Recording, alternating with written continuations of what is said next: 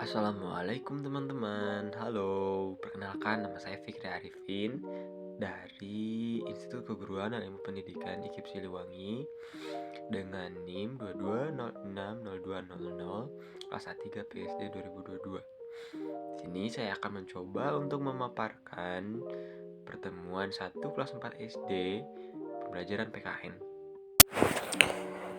Di sini saya akan mencoba untuk memaparkan kurikulum. Kurikulum biasanya mencakup berbagai aspek, seperti mata pelajaran yang akan diajarkan, tujuan pembelajaran, metode pengajaran, materi pelajaran, dan juga pengembangan keterampilan dan penilaian. Tujuan dari kurikulum adalah untuk membantu siswa mencapai hasil belajar yang diharapkan, mengembangkan keterampilan dan pengetahuan yang relevan, serta menjadi warga negara yang berkompeten. Kurikulum dapat berbeda di setiap tingkatan pendidikan dan negara. Setiap kurikulum dirancang dengan mempertimbangkan kebutuhan dan perkembangan peserta didik. Selain itu, kurikulum juga dapat mengalami perubahan sesuai dengan perkembangan zaman dan tuntutan masyarakat. Dalam konteks Indonesia, kurikulum juga mencakup nilai-nilai Pancasila dan pendidikan karakter yang diintegrasikan ke dalam mata pelajaran dan aktivitas di sekolah. Kurikulum juga di Indonesia menggambarkan keanekaragaman budaya, potensial lokal, dan persiapan siswa untuk kehidupan dan karir di masa depan. Baik, di sini ada penjelasan mengenai pendidikan pada masa penjajahan dan setelah kemerdekaan. Pada masa penjajahan, sistem pendidikan di Indonesia dikendalikan oleh pemerintahan kolonial Belanda. Pendidikan pada masa itu lebih ditujukan untuk kalangan priai atau kaum elit pribumi, terutama untuk mendidik mereka agar dapat menjadi pegawai atau pejabat dalam pemerintahan kolonial. Pendidikan pada masa itu lebih berbasis agama, terutama agama Kristen. Dan ada gerakan pendidikan nasional. Gerakan pendidikan nasional menjadi penting pada awal abad ke-20 di mana para pahlawan Indonesia seperti Ki Hajar Dewantara, Soekarno, dan lainnya berperan aktif dalam mengembangkan sistem pendidikan yang lebih merdeka dan nasionalis. Pada tahun 1922, Ki Hajar Dewantara mendirikan Taman Siswa, lembaga pendidikan yang mengutamakan ajaran moral dan karakter bangsa. Pendidikan pada masa kemerdekaan setelah Indonesia meraih kemerdekaan pada tahun 1945.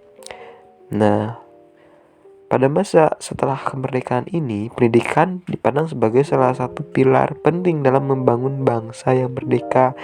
Di era awal kemerdekaan, terjadi berbagai upaya memperluas akses pendidikan melalui program wajib belajar 9 tahun dan pendirian sekolah-sekolah baru di seluruh wilayah.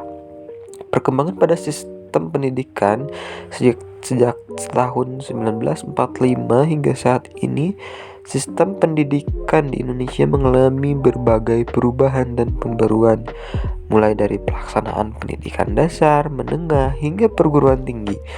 Tujuan pendidikan diperluas untuk mencakup pembentukan karakter bangsa, pengembangan potensi individu, serta penguasaan ilmu pengetahuan dan teknologi. Perguruan tinggi juga berkembang pesat dengan berbagai universitas dan institusi pendidikan tinggi yang muncul di seluruh Indonesia. Perguruan tinggi juga menjadi tempat lahirnya berbagai riset dan pengembangan ilmu pengetahuan yang berkontribusi pada pembangunan negara. Pengertian kemerdekaan adalah keadaan atau status suatu negara, individu yang bebas dari penjajahan, intervensi, atau kendali dari pihak lain. Secara lebih luas, kemerdekaan juga dapat merujuk pada kebebasan individu untuk mengatur diri sendiri, mengambil keputusan, dan mengekspresikan pikiran dan pendapat tanpa ada bentuk tekanan atau pembatasan yang melanggar hak-hak asasi manusia. Dalam konteks sejarah Indonesia, kemerdekaan merujuk pada masa di mana Indonesia berhasil meraih kemerdekaannya dari penjajahan Belanda pada tanggal 17 Agustus 1945. Kemerdekaan ini diakui oleh berbagai negara di dunia dan menjadi tonggak penting dalam sejarah perjuangan bangsa Indonesia. Kemerdekaan membawa banyak arti penting, di antaranya pemerintahan mandiri, hak asasi manusia, pembangunan dan kemajuan identitas bangsa. Pemerintahan mandiri adalah negara yang merdeka, memiliki hak untuk mengatur urusan dalam negeri secara independen, membangun lembaga pemerintahan yang mencerminkan kehendak rakyat, serta mengambil keputusan politik tanpa campur tangan asing.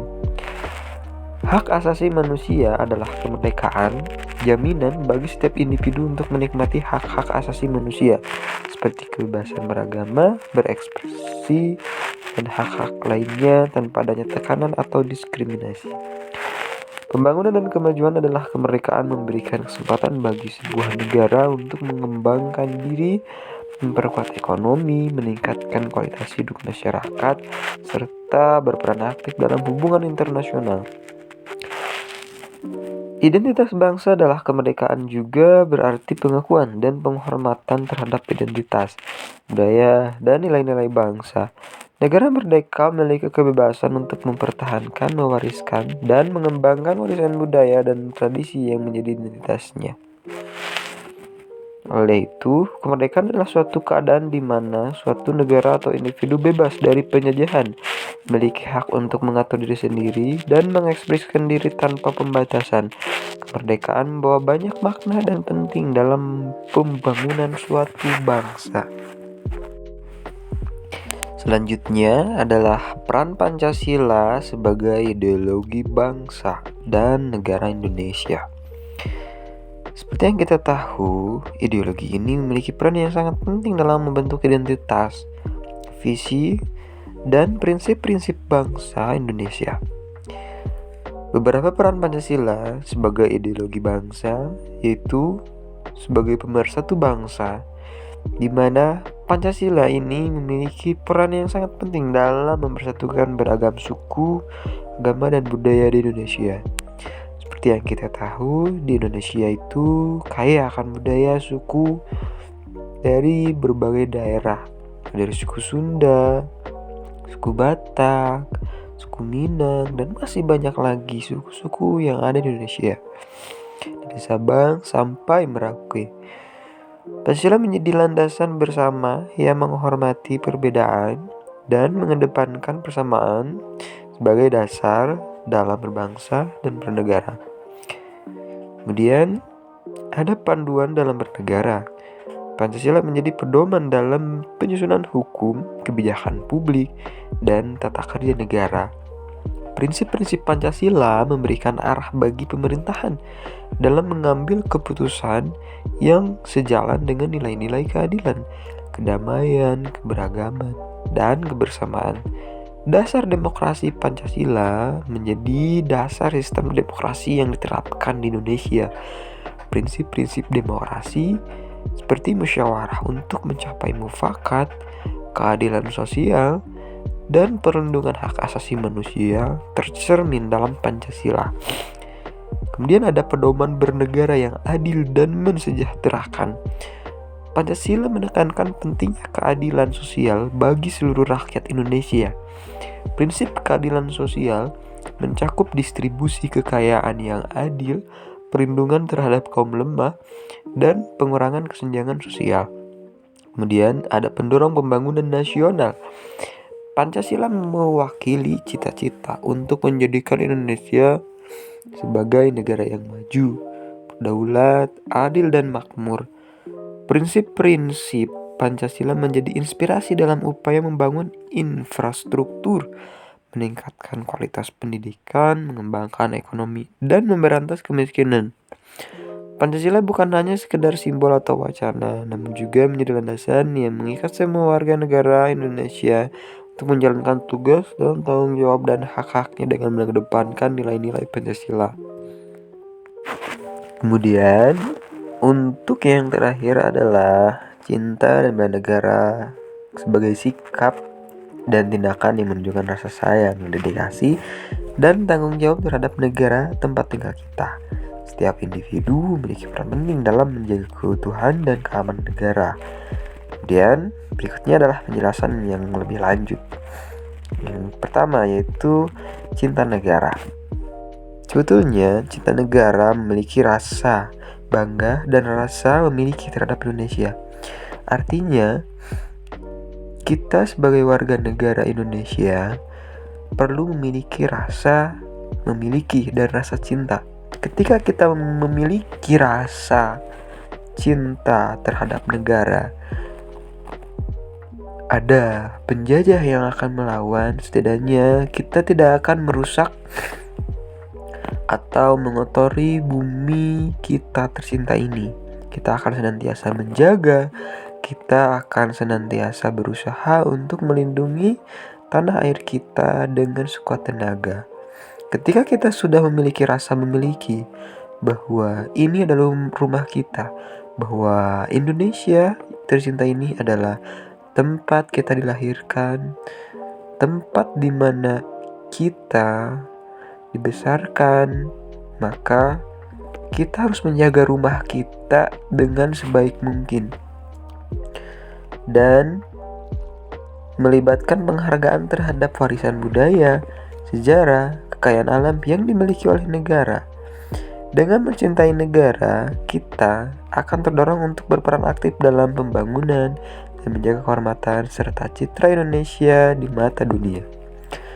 Kemudian ada bela negara. Mencakup kewajiban individu untuk melindungi kedaulatan, integritas, dan keutuhan negara. Ini termasuk siap sedia dalam menjalankan tugas bela negara seperti wajib militer, wajib suara dalam pemilihan umum, serta membayar pajak dengan jujur dan tepat waktu. Selain itu, bela negara juga melibatkan sikap gotong royong, keadilan sosial, dan kepatuhan terhadap hukum. Kemudian ada peran individu. Bagaimana peran setiap individu dan masing-masing dalam menjaga keutuhan keamanan negara? Kita sebagai warga negara yang baik tentunya dapat menjaga kebersihan lingkungan, mentaati peraturan lalu lintas, tidak terlibat dalam tindakan kriminal, serta melaporkan segala aktivitas mencurigakan kepada pihak berwenang. Di samping itu, keterlibatan aktif dalam kegiatan sosial dan kegiatan yang bertujuan untuk kemajuan bangsa juga merupakan peran dari setiap individu dalam menjaga keutuhan dan keamanan negara. Dengan memahami pentingnya cinta dan bela negara, serta peran individu dalam menjaga keutuhan dan keamanan negara, kita dapat berkontribusi dalam mewujudkan Indonesia yang aman, maju, adil, dan sejahtera.